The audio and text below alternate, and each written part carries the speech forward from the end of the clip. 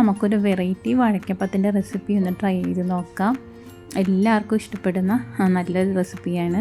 അതിനായിട്ട് ഞാൻ ഒരു അരക്കപ്പോളം മൈദാമാവ് എടുത്തിട്ടുണ്ട്. അതിലേക്ക് ഒരു 3 സ്പൂൺ അളവിൽ കടലമാവ് ചേർത്ത് കൊടുത്തിട്ടുണ്ട്.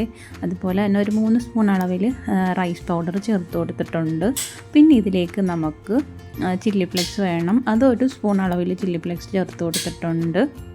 പിന്നെ ഇതിലേക്ക് ചെറിയ ജീരകമാണ്, അത് 1/2 സ്പൂൺ ചേർത്ത് കൊടുക്കുന്നുണ്ട്. പിന്നെ ആവശ്യത്തിന് മുളക്, നമുക്കിത് എരിവ് വേണ്ടെങ്കിൽ നമുക്കത് സ്കിപ്പ് ചെയ്യാവുന്നതാണ്. ഞാനൊരു 3 പച്ചമുളക് കട്ട് ചെയ്ത് ചേർത്തിട്ടുണ്ട്. പിന്നെ ഇത് മല്ലിയിലയാണ്, മല്ലിയിലയൊന്ന് ചെറുതായിട്ടൊന്ന് കട്ട് ചെയ്തതാണ്. പിന്നെ ഇതിലേക്ക് ഞാൻ ഒരു പഞ്ചസാര എടുത്തിട്ടുണ്ട്, ഒരു 4 സ്പൂൺ അളവിൽ പഞ്ചസാര എടുത്തിട്ടുണ്ട്. ആവശ്യത്തിന് ഉപ്പ് ചേർത്ത് കൊടുക്കുന്നുണ്ട്. പിന്നെ ഇതിലേക്ക് നമുക്കൊരു നുള്ള് സോഡാപ്പൊടി ചേർത്ത് കൊടുക്കാം. അങ്ങനെ നമുക്ക് ആവശ്യത്തിന് വെള്ളം ഒഴിച്ച് തന്നെ നന്നായിട്ടൊന്ന് മിക്സ് ചെയ്തെടുക്കണം, കട്ടയില്ലാത്ത രീതിയിൽ.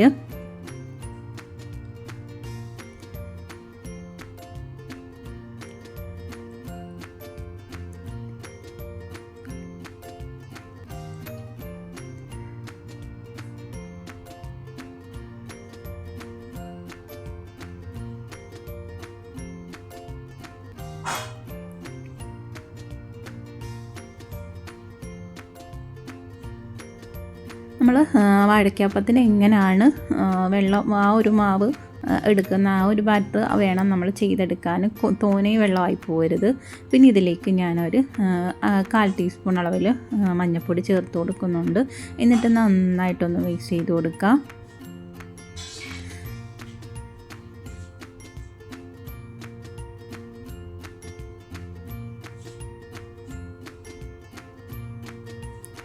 ഈ ഒരു പരുവമായിരിക്കണം നമ്മൾ എടുക്കേണ്ടത്.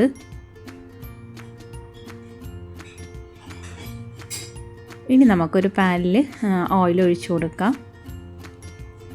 ഞാൻ കോക്കനട്ട് ഓയിലാണ് ഞാൻ ഒഴിച്ചു കൊടുത്തേക്കുന്നത്. ഓയിലൊക്കെ നന്നായി ഒന്ന് ചൂടായി വന്നിട്ടുണ്ട്. അതിലേക്ക് നമുക്ക് ഓരോന്നോരോന്നായിട്ട് നമുക്കിതുപോലെ ഇട്ട് കൊടുത്ത് ഫ്രൈ ചെയ്തെടുക്കാം.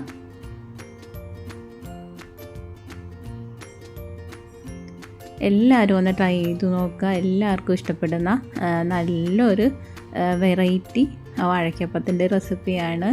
ഒരു എരിവും മധുരവും എല്ലാം കൂടെ വരുമ്പോൾ ഒരു വെറൈറ്റി ആയിട്ടുള്ളൊരു ടേസ്റ്റ് ആയിരിക്കും.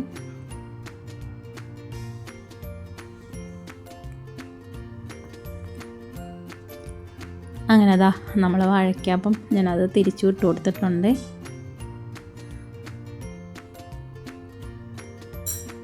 വാഴയ്ക്കപ്പം ഇവിടെ റെഡി ആയിട്ടുണ്ട്. എല്ലാവരും ഇങ്ങനെ ഒന്ന് ട്രൈ ചെയ്ത് നോക്കുക. എല്ലാവർക്കും ഇഷ്ടപ്പെടും, കുട്ടികൾക്കായാലും ഒക്കെ ഇഷ്ടപ്പെടും. കുട്ടികൾക്ക് കൊടുക്കുമ്പോൾ നമുക്കതിൽ പച്ചമുളക് ഒഴിവാക്കിയാൽ മതി.